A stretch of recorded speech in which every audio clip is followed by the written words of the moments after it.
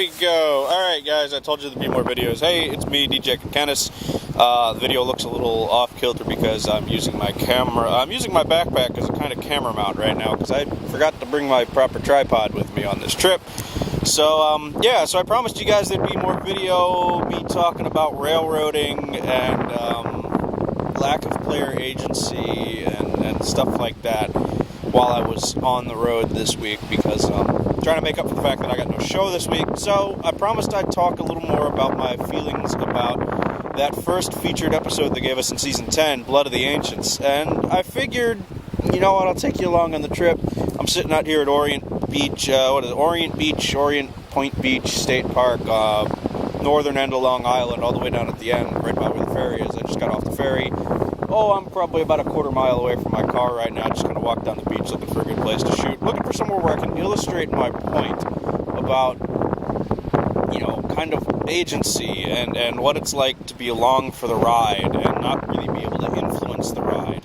Now, I'm not really going to, you know, visually demonstrate anything while I'm going and sticking something in the waves, but I think you'll get the idea. Basically, kind of how I felt playing through that mission is, you know, here, I'll point the camera there, you know, you see those waves? Imagine someone, you know, sitting on a raft on those waves, and they're bigger, and you're along for the ride with those waves. There's absolutely nothing you can do to influence what happens to your boat. You know, yeah, maybe you have a little rudder end to kind of influence a bit, but you can't really do much. You don't have a sail. Now, you know, let's say you take that raft and you put a sail on it, and then you can actually steer where you're going, but you're still, for the most part, you're still moved along by the waves. In my mind, that first example where you're just sitting on the raft subject to the current and the waves that's kind of how Blood of the Ancients felt to me. It was, yeah, hey, I'm there, I'm playing this mission, and I'm just kind of along for the ride. Nothing I do influences the course of that mission. I can sit back and just let it take me to its conclusion of each instanced map, with the exception of the New Romulus ground portion where you actually have to do something at some points, because the NPCs aren't there, and you actually have to, you know, defeat the heralds to progress. So, yeah, there is that, I'll give it that. It's not entirely along for the ride, but the space portions of that map are very much, you know, you can sit around waiting for the NPCs to kill the enemies, and just, you know, wait for it to actually get you to the next instant, you know, the next zone, but it's very much like, you know, your spaceship sits there on the raft, you know, being towed along by the Iconian Space Train as it hovers over the water, and there's absolutely nothing you can do. You know, but you're moving at such a high velocity and with such force that, yeah, even if you build a rudder and stick it down in the water to try and influence the course of the space train, you don't really get anywhere. You're just kind of there. You're being towed along and pulled along on your merry way by the plot, subject to the writer's whims. Now, yeah, the writers do what they do. You know, they do a decent job. I will hand them that. But I would like it to feel more like, this is going to sound like blasphemy and heresy, I'd like it to feel more like Tor. Now, Tor, with its plot, the way they do it, no matter what, your character goes from A to B to C.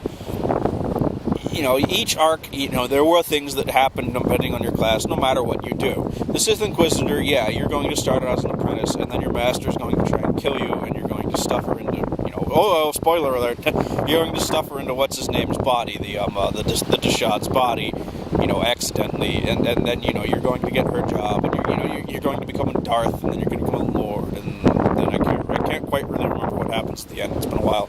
I never got that far in the Inquisitor. The only one I really beat was the Sith Warrior one, which was very much a very traditional Sith plot of, you know, okay, do what the Master tells me. Kill the Master. Kill the Master's Master. Aha, I control everything now, and yada, yada, yada, yada.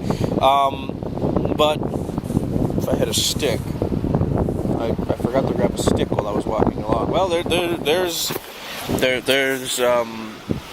I'm not going to use a dismembered limb from a crab. I'll just use my finger in the sand. So basically, you know, this is the Tor plot. You have a line, and it goes like that.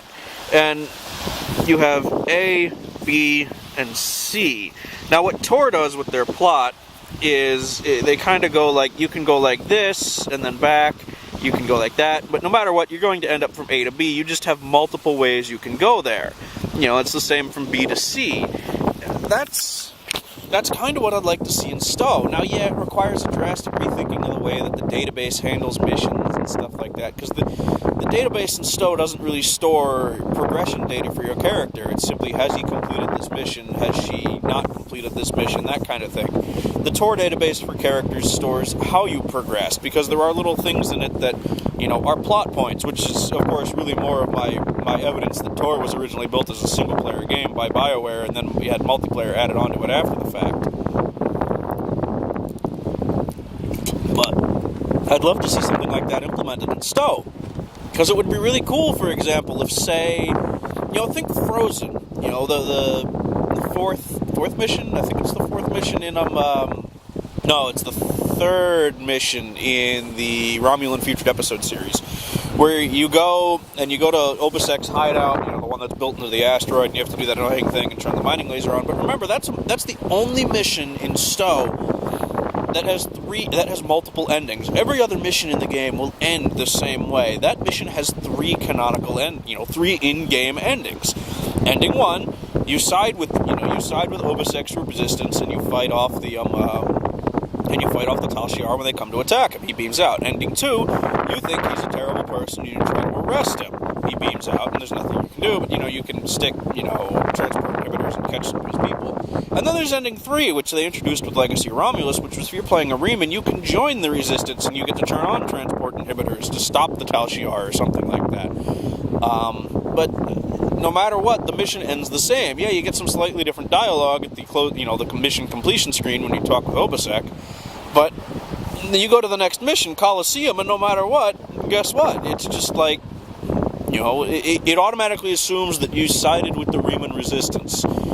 You could have tried to arrest Obasek, and here he is 1 week later, going, hey, guess what? I have a mission for you. Go to, okay, now if you did try and arrest him and he sends you to Colosseum, it does open up, the Colosseum mission. It does open up the idea that he knew what he was throwing you into, because that mission is loathed by so many people. I hate it. I hate it for all the running in the mission. That's really what drives me nuts.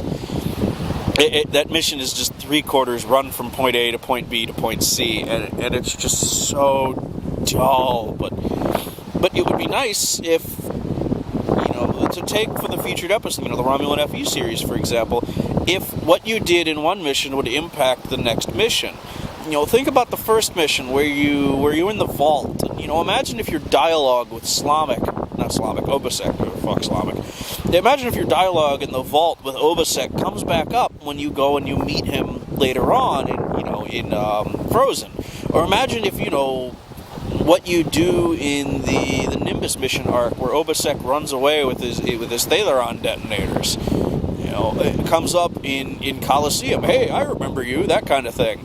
But it isn't there. I mean, yeah, some of it's the fact that some of these missions are old and some of them are new, and the game is not built for that kind of persistence, in a sense. But it would be really cool if they would go back and do that. One of the big questions we see right now is well, this is the Iconian War, season. Clearly we're fighting the Heralds in this one. Obviously, there's most likely going to be one more season where we take the fight to the Iconians themselves. Otherwise, that's going to be the conclusion to this season, because the Iconians are few in number and so on and so forth. But I mean, sheesh, we've seen 2 of them in the past 2 weeks, basically.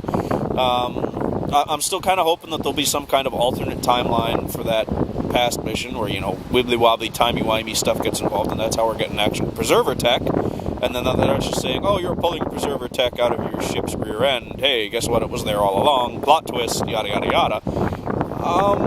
I don't know. It's just like, where do you go from here? I mean, yeah, they're clearly laying the seeds for plot with some things. If you go through the Delta recruit missions, the prophets talk about the other. The Iconians were saved by the other. Now, the other could mean the Power Wraiths. And it could be that the next season is Gamma Quadrant focused and centers around, why the hell the Power Wraiths did what they did by saving the Iconians. And, maybe we'll get to figure out exactly who led the the uprising against the Iconians 200,000 years ago, that kind of thing. What drove the races to do that? What drove the Iconians to become dark and corrupt and, oh no, and that kind of thing. But, I don't know, there's still a lot of places the game can go. There's still an entire quadrant that's untouched, and there's been some spoilers and leaks lately that seem to indicate that some point during this season we head out to the Gamma Quadrant. I'm not going to say much more than that, because that would be really, really spoiling some stuff for some of you who really don't like spoilers, but that's about all I know, because that's about all that was in the spoiler. There's a couple more things that I'm not letting on that I have read in the leaks, but I'm not going to discuss them in a video like this. I don't know. Part of me would still like exploration to come back, and the Gamma Quadrant, if that is indeed where we go our next season, that's an untapped, segment. It's never been touched by a TV show, just barely by DS9. Part of me would still like to see the Genesis engine come back. Yeah, the Genesis engine was crap, and nobody liked it, and, Tumor Boy's on record as saying it was the stupidest thing ever, basically, but it would be kind of cool if they brought back the exploration clusters where, instead of going into a cluster and scanning anomalies and get pulled into an instance, if you could, have a build your map as you go kind of thing where it randomly generates what's in this map,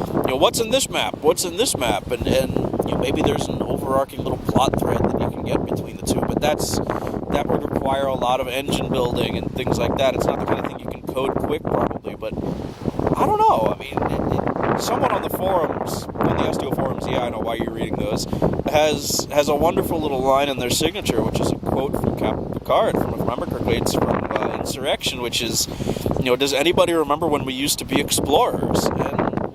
And that's still how my jaded view on STO is. Yeah, it's a fun game. The space combat's enjoyable. The ground combat's got a little more enjoyable with the kit system and build your own kits. And it's nice that we can use our bridge officers again. I love the snarky little line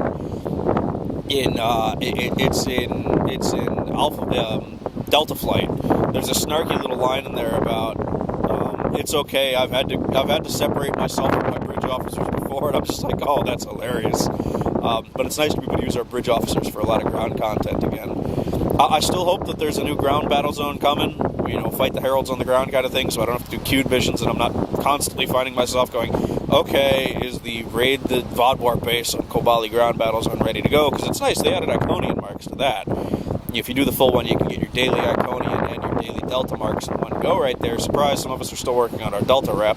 I'm falling farther behind, though, because I can't really play that well on vacation. I do have STO up and running on the auxiliary laptop, the one I take with me for work, but it's a MacBook Air, and it's a little slow. It doesn't have the best CPU in the world. So hopefully we'll get to see some sort of new ground battle zone. Maybe we'll get some more stuff over the next couple weeks. I think it's mid-May is probably when I get the next featured episode. Going by what the last week on is for the extra rewards for Blood of the Ancients. So, I don't know. I mean, where do you go from there? What is the next grand adventure that STO takes us on after we defeat the Iconians? Or does the game go into maintenance mode like STO, and all we get is new lockboxes and new costumes every now and then, maybe new kit powers, new featured episode every now and then? It's, part of me is like, give me more story content, and part of me goes, they're really clever for not releasing all the story content at the beginning of the season. You don't, proverbially blow your load all in one go, and they make you come back. So kudos to you, STO devs, and whoever made that decision for being evil, manipulative people. It works. It really does work. It makes me go, I want more story. I have to log in again on X day to get more story, and yeah. So kudos, you brought me back to the game. We will see if it holds. I did like, account-wide rewards thing for the Delta recruits. I do need to still go finish my Fed and my KDF Delta recruits, though I don't need to do everything on them. I really just need to do the kind of story arcs that they and only they have. I did run a Romulan through completely. But yeah, I mean, playing the Romulan through, of course, made me realize one thing. Wow, Romulans have no love for ships. It's just like, I really do feel like that if they're going to try and push the fact, the whole, hey, there's 3 playable factions in this game thing, you really do need to go back and you need to add more ships of lower levels to the KDF and the Fed, and then the Romulan side, to try and bring them somewhat closer on par with the Feds in terms of the amount of choices you have to make with your ships. Now with the Romulans, it's not that bad because you can make your own, you can pick ships of lower, of anything below T5 from the other factions. But I don't know. I mean, it's. I'd love to see what the ship design team can do with some things, but it's a matter of time and assets and capital. So that's not a choice I can obviously make for them. I'm just a talking head essentially right now, sitting here on the internet, speaking to you. Now, of course, I'm going to be uploading this video way later in the day. I've been talking for oh my god, I've been at this for 15 minutes now. I'm definitely not going to try and upload this thing, over 4G, tether my phone to my laptop kind of thing. I'm shooting this on my camera. Seldomly used camera, which is why the video looks a little different than the usual ones you get from me. I usually shoot those with my cell phone, sitting in a cup holder in a car, aiming it at me as I drive. Yeah. So, DJ Concentus reporting from on location, Orient Point Beach State Park, Long Island, New York, sitting here talking about Stowe. You get a couple more videos of these this week while I'm out on vacation, so I will probably have this thing uploaded for you. Oh, let me think. Check-in time at the hotel is probably 3 p.m. I got no plans later in the day. I'll upload it sometime later in the day for you. So, one last little So, I will be talking to you guys later today. And keep an eye on the Subspace Radio Facebook page for more video from me.